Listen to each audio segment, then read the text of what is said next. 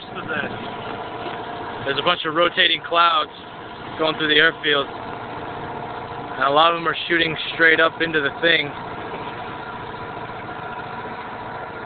God damn, look at that. A whole bunch of this stuff's getting sucked up.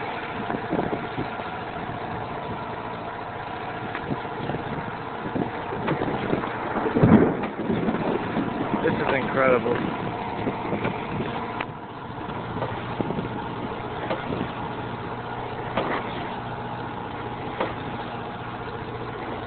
Yeah, that one big sail's been hanging there for 5 or 10 minutes now. Just look at the way, like, the thing gets sucked up right through the middle. Yeah. Yeah, it's like the center of the vortex right there.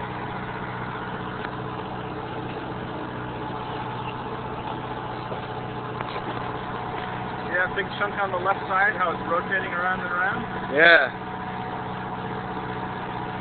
You want to go under it?